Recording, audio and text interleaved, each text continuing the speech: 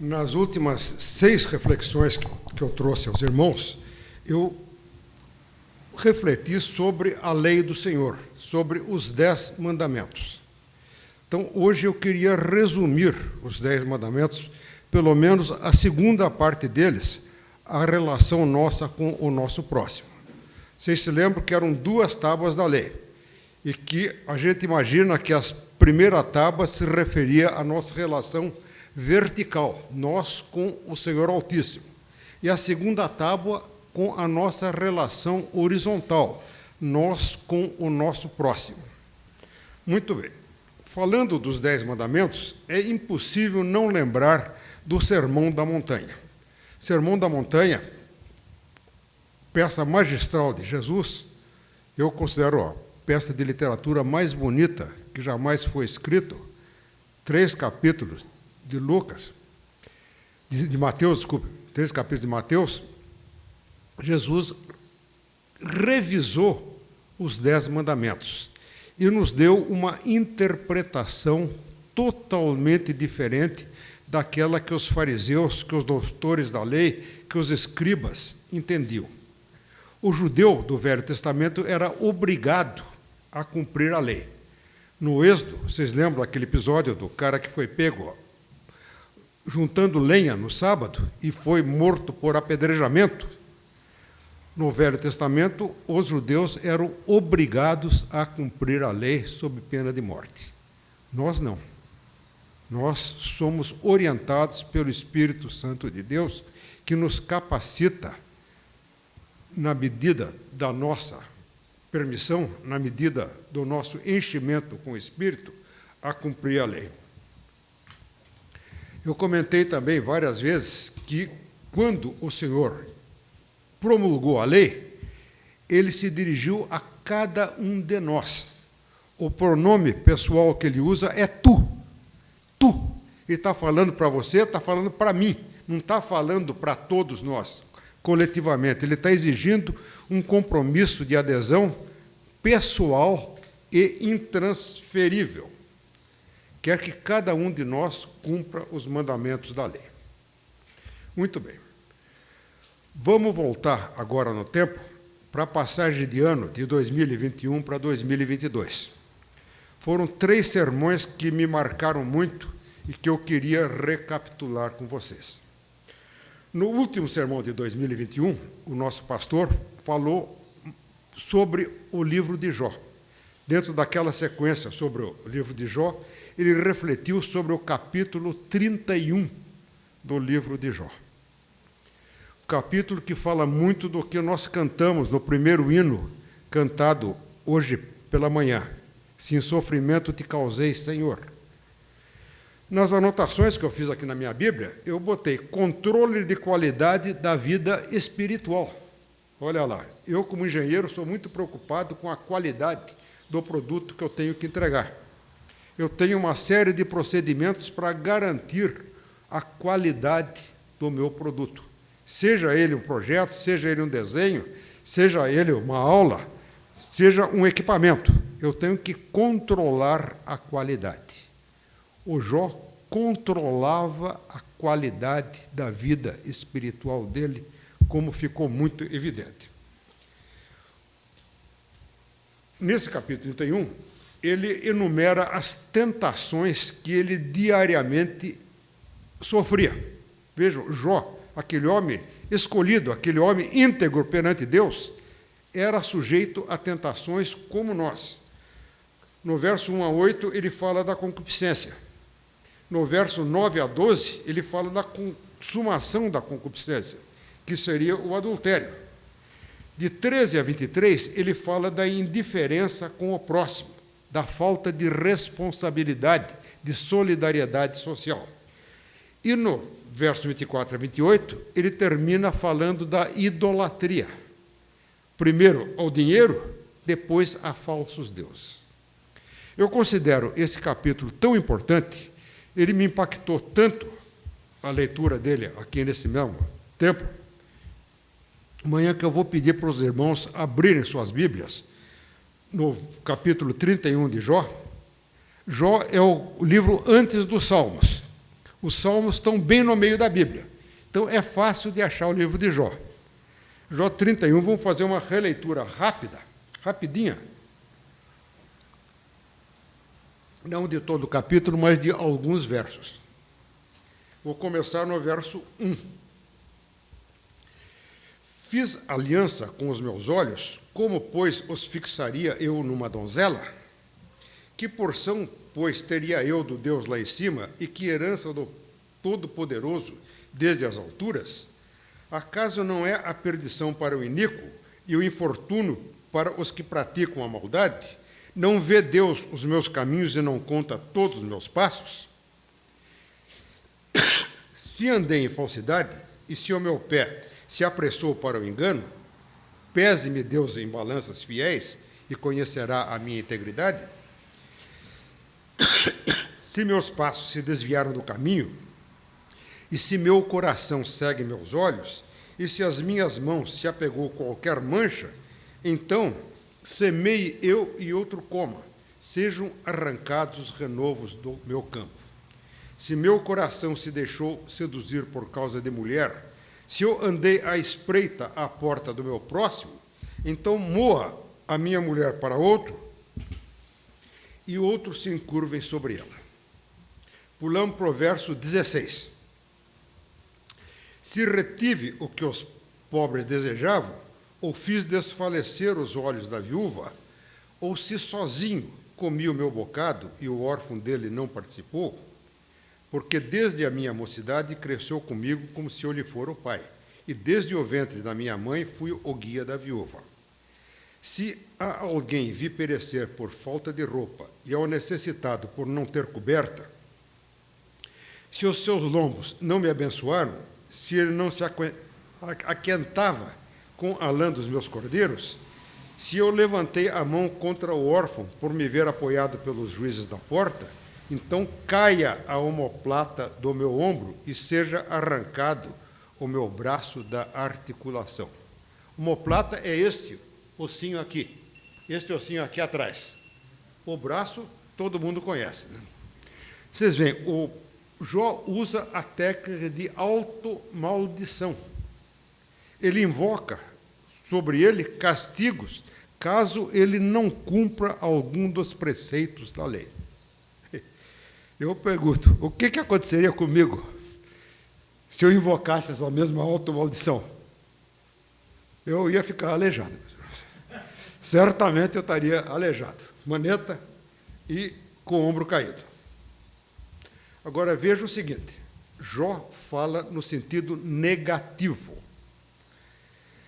O que não fazer? Jesus, no Sermão da Montanha, fala no sentido positivo. Ele resume o que ele quer de nós. Como que ele diz?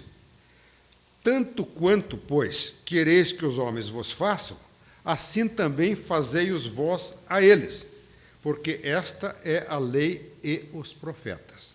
Isso em Mateus. Em Lucas 6,31, ele é mais sintético ainda. Como quereis que os homens vos façam, assim fazei-os também vós a eles. Isso é uma frase de sabedoria. Várias outras frases de sabedoria existem. Sócrates ficou célebre porque dizia, só sei uma coisa que nada sei. Meu pai repetia para mim, a vida é dura para quem é mole. Confúcio, filósofo chinês, disse, ficou célebre também, dize-me com quem andas e te direi quem és. Tá? São frases de sabedoria. A frase de Jesus, essa frase que nós lemos, é chamada de regra áurea, regra de ouro. Não pela Bíblia, não pelos apóstolos, não pelos discípulos. É chamada de regra áurea pela humanidade. Mesmo as pessoas que não acreditam em Jesus, as pessoas que deliberadamente lhe voltam as costas, são obrigadas a reconhecer uma sabedoria verdadeiramente superior em Jesus. Por isso, ela é regra áurea. Eles não sabem que essa sabedoria é a sabedoria de Deus, é a sabedoria do Espírito Santo, é a sabedoria do nosso Senhor. Então, Jesus resumiu a segunda parte dos 10 mandamentos com esse simples verso. Isso foi o último culto de 2021. No culto seguinte, o primeiro culto da manhã de 2022, quem pegou foi o pastor Fabrício Costa. E o sermão que ele chamou foi Feliz Tudo Novo. Esse sermão me impressionou porque a reflexão dele foi a partir das resoluções de Ano Novo. Todo mundo, no início de ano, na passagem de um ano para outro, faz um monte de resoluções querendo mudar de vida. E o pastor Fabrício chamou a atenção nossa que a mudança de vida não tem data nem lugar. Ela está dentro de nós. Nós é que precisamos ter a decisão de mudar de vida. Ela pode ocorrer a qualquer momento e é a nossa transformação interior que vai fazer toda a mudança na nossa vida e no nosso caráter. E ele concluiu nos convidando a agir no sentido dessa transformação. O último sermão de 2021, primeiro sermão de 2022, o segundo sermão de 2022 foi o nosso pastor aqui no culto da noite. Ele falou vigorosamente sobre o sistema de controle, de gerenciamento chamado 5S e recomendou a aplicação do 5S na nossa vida. Bom, gente, vocês veem que são 3 sermões, um em sequência do outro, falando em mudança de vida. Eu não acredito que tenha sido mera coincidência. Pelo menos para mim, não foi. Eu sou obrigado a reconhecer que Deus estava falando comigo. E eu imagino que estava falando com muita gente aqui dentro, com muita gente que está nos assistindo pela internet, através dessas 3 mensagens tão enérgicas e tão vigorosas. Estava me conclamando, e conclamando a todos nós, a mudarmos uma série de atitudes na direção em que Ele deseja que nós conduzamos a nossa vida. E é nesse sentido que eu passo agora a trazer a segunda parte desta reflexão para os irmãos. A reflexão começa. Quem sou eu para ter a capacidade que Jó tinha de controlar seus pensamentos e sentimentos? Quem sou eu para provocar em mim mesmo uma transformação tão grande que seja notória a todas as pessoas que me conhecem? Quem sou eu para patrulhar os meus pensamentos, as minhas atitudes, com um controle de comportamento tão rigoroso quanto o 5S? Por que eu sou tão incapaz? Por que eu sou um fracassado nisso daí? Por que eu levo tanta frustração? Por que, meus irmãos? Porque eu sou limitado e fraco. Eu sou um ser humano pecador. Mas, além disso, o diabo, a carne e o mundo trabalham contra mim e me atacam o tempo todo. O diabo me cerca como um leão, rodeando-me o tempo todo, pronto para me devorar, como o apóstolo Pedro escreve na sua carta.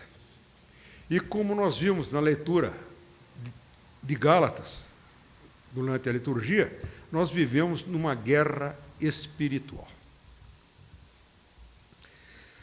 A triste realidade, meus irmãos, é que nós enfrentamos o tempo todo 3 inimigos muito poderosos: o diabo, a carne e o mundo. O principal opositor é Satanás. Só que ele também é senhor da carne e senhor do mundo. E ele usa essas 2 complementos com muita eficiência. Ele é mestre e senhor da carne e do mundo. Típica demonstração da técnica de Satanás é a passagem muito conhecida da tentação de Jesus. Lucas, capítulo 4, de 1 a 13. Peço para os irmãos me acompanharem na leitura de Lucas, capítulo 4, de 1 a 13. É uma passagem muito conhecida, mas eu acho muito importante ver como Jesus enfrentou a tentação e que lições nós podemos tirar dessa sua experiência para a nossa vida. Jesus, cheio do Espírito Santo, voltou do Jordão. Isso aconteceu logo depois do batismo dele por João Batista. E foi guiado pelo mesmo Espírito no deserto durante 40 dias, sendo tentado pelo diabo. Nada comeu naqueles dias, ao fim dos quais teve fome. É importante explicar, meus irmãos, que o jejum é um jejum de 24 horas. Jesus jantava, passava 24 horas sem comer nada, eventualmente apenas bebendo água, jantava no dia seguinte. Isso durante 40 dias, quase um mês e meio, gente. Olha que coisa incrível. No fim desses 40 dias, devia estar completamente enfraquecido. E onde que ele estava? Em Cafarnaum? Em Jerusalém? Não, estava no deserto, absolutamente sozinho. Quer dizer, no fim desses 40 dias, está escrito aqui, teve fome. Já não se aguentava mais, estava desnutrido, subnutrido, morrendo de fome. E deprimido, gente. Vocês veem quantos casos de depressão aconteceram nesta pandemia. A quantidade, a explosão de casos de depressão que aconteceu porque as pessoas ficaram isoladas. E não estavam no deserto, estavam em casa, com rádio, com música, com livros, com televisão. Não estavam totalmente sozinhos. Muitas vezes estavam em família. E assim mesmo ficaram deprimidos. Imagine o coitado do Jesus. 40 dias e 40 noites, absolutamente só. Disse-lhe então o diabo: se és filho de Deus, manda que esta pedra se transforme em pão. Mas Jesus lhes respondeu: está escrito, não só de pão viverá o homem. Elevando, mostrou-lhe num momento todos os reinos do mundo. Disse-lhe o diabo: dar-te-ei toda esta autoridade e a glória destes reinos, porque ela me foi entregue, e eu a dou a quem eu quiser. Portanto, se prostrado me adorares, toda será tua, toda a glória do mundo será tua. Mas Jesus respondeu: está escrito, ao Senhor teu Deus adorarás e só a ele darás culto. Então o levou a Jerusalém e o colocou sobre o pináculo do templo e disse: se és filho de Deus, atira-te daqui abaixo, porque está escrito, aos seus anjos ordenará a teu respeito para que te guarde, e eles te susterão nas suas mãos para não tropeçares em alguma pedra. Olha lá, Jesus se defendeu 2 vezes com a palavra de Deus, o diabo replicou com a palavra de Deus também. Ele conhece muito bem a Bíblia, desgraçado. Respondeu-lhe Jesus: está dito, não tentarás o Senhor teu Deus. Último verso. Passadas que foram as tentações de toda a sorte, apartou-se dele o diabo até momento oportuno. Repito, passadas que foram as tentações de toda a sorte, apartou-se dele o diabo até momento oportuno. Vamos lembrar, gente, que Jesus, apesar de nunca ter deixado de ser Deus, foi perfeitamente, totalmente humano. Ele foi igual a qualquer um de nós, sujeito às nossas fraquezas. E Satanás aproveita exatamente aquele momento de fraqueza de Jesus.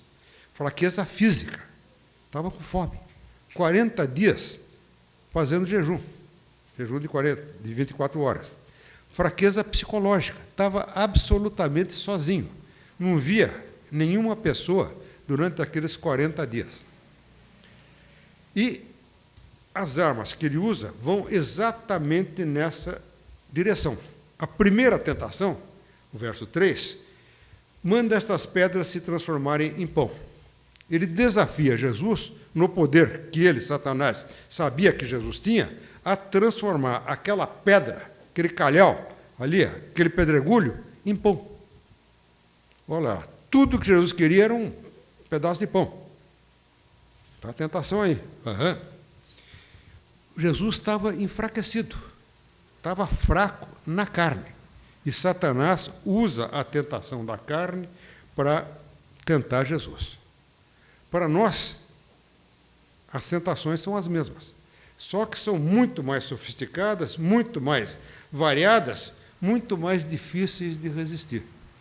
O tempo todo, os meios de comunicação nos oferecem coisas da carne, desejos da carne, ambições da carne. Todo o tempo a televisão está me bombardeando com coisas desejáveis. Segunda tentação, versos 5 e 6. Levou Jesus, mostrou todos os reinos do mundo, toda a glória do mundo, e disse: esse reino, essa glória, essa autoridade é minha. Eu dou a quem eu quiser. Se você se ajoelhar e me adorar, será toda tua. Olha lá, no verso 6, ele diz que toda a autoridade e toda a glória do mundo lhe foram entregues e que ele dá a quem ele quiser. Não é mentira. Se fosse mentira, Jesus, que não suporta a mentira, teria contestado imediatamente. Quer dizer, Satanás é senhor do mundo, é senhor do poder, é senhor das riquezas. E ele dá esse poder, essa glória, a quem ele quer. Nós também somos bombardeados. Quer dizer, a tentação para Jesus foi... Jesus veio para ser rei. Tá? Todos nós concordamos que ele veio para ser rei. Nos cânticos que nós cantamos, falamos de que ele é o rei e que nós vamos nos encontrar com ele. Só que, para isso, ele teve que passar pela cruz. Sofrimento horroroso. Teve que carregar todos os nossos pecados. Para ele, talvez, o sofrimento mais atroz ainda. Satanás convida Jesus a se estabelecer como rei sem passar pela cruz. Olha aqui, sujeitinho à toa. Tá? Conosco é a mesma coisa. O tempo todo nós somos bombardeados. Dinheiro, prestígio, mulheres, poder. A Globo Lixo, especialmente, proclama esses valores como se fosse tudo o que se deve almejar da vida. E promove pessoas sórdidas, pessoas infames, pessoas devassas. Por exemplo, a equipe da Porta dos Fundos, o falecido Luiz Gustavo, agora é até nome de rua, o José de Abreu, o Pablo Vittar, o Neymar Júnior. São pessoas viciosas, valores morais degradados, um padrão de vida de ostentação, padrão de vida repugnante, promíscuo, totalmente contrário à lei de Deus. Isso sempre foi assim. O João, apóstolo amado, na sua primeira carta, capítulo 2, versos 15 e 17, escreve: não ameis o mundo, nem as coisas que há no mundo. Se alguém amar o mundo, o amor do Pai não está nele, porque tudo o que há no mundo, a concupiscência da carne, a concupiscência dos olhos, a soberba da vida, não procede do Pai, mas procede do mundo. Ora, o mundo passa, bem como a sua concupiscência. Aquele, porém, que faz a vontade de Deus, permanece eternamente. E logo adiante, no capítulo 5, verso 19, complementa: sabemos que somos de Deus e que o mundo inteiro jaz no maligno. Terceira tentação. Então, o levou a Jerusalém e o colocou sobre o pináculo do templo. e disse: se és filho de Deus, atira-te daqui abaixo. Olha lá, se és filho de Deus, atira-te daqui abaixo. Porque está escrito: aos seus anjos ordenará a teu respeito que te guarde, e eles te sustentarão na tua mão para que não tropeçares em alguma pedra. Tendo falhado 2 vezes com a carne, com o mundo, o Satanás se revela como ele é: diabo, hipócrita, mal intencionado, total oposição a Deus. Descaradamente, ele desafia Jesus a se jogar do alto do templo para provar que ele era Deus. Talvez insidiosamente ele estivesse tentando instilar no coração de Jesus a dúvida sobre se ele era realmente Deus. Estava desafiando, da mesma forma, Jesus a provar que era Deus, provar para ele e para si mesmo. Então, meus irmãos, tentando Jesus, Satanás usou a carne, o mundo e ele mesmo. Nada mais. Eu chamo a atenção para vocês para 3 pontos desta passagem. Primeiro ponto: a arma de defesa que Jesus usa o tempo todo é a palavra. A palavra. Primeira lição para nós: para podermos resistir, para podermos nos defender, nós temos que ter a palavra no nosso coração o tempo todo. A boca fala do que o coração está cheio.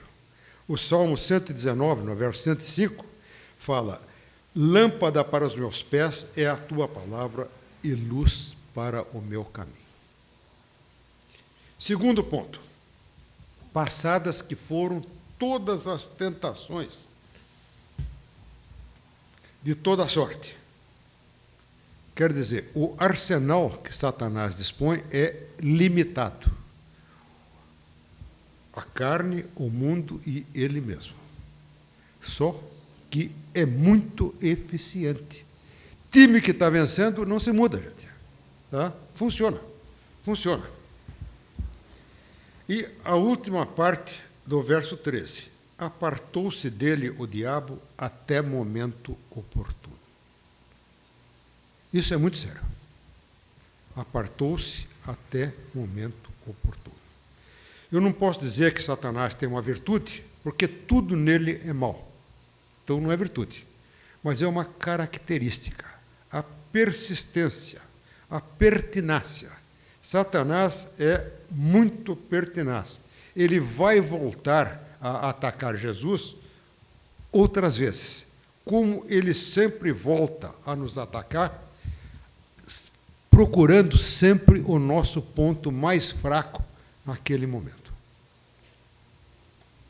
Satanás é bom observador, conhece os nossos pontos vulneráveis e é exatamente neles que nos tenta. Por isto, antes de resistir ao adversário, é bom aprender a resistir a nós mesmos. Tiago 1,14.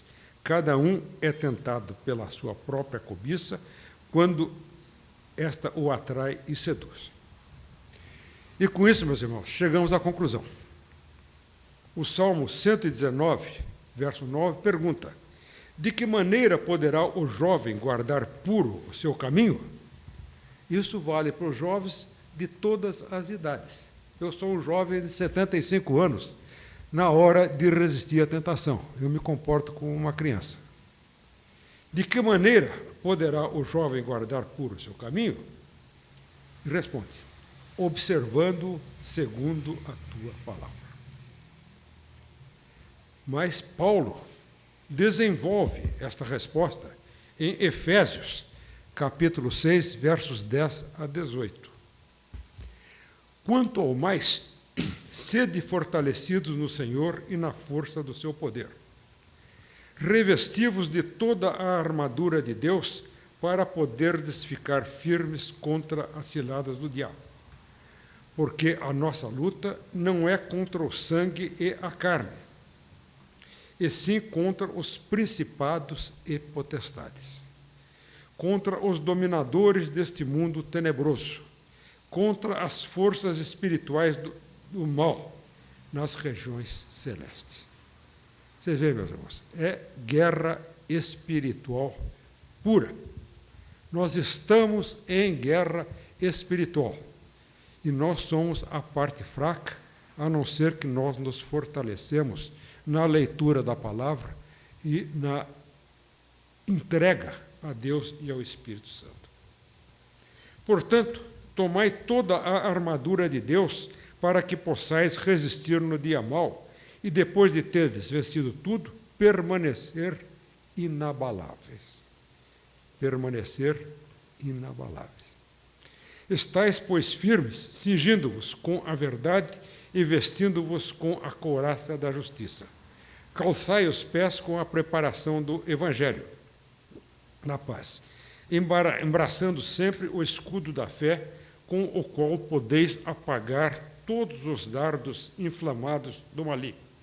Tomai também o capacete da salvação e a espada do Espírito, que é a palavra de Deus, com toda oração e súplica, orando em todo o tempo no Espírito, e para isto vigiando com toda perseverança e súplica por todos os santos. Amém, meus irmãos?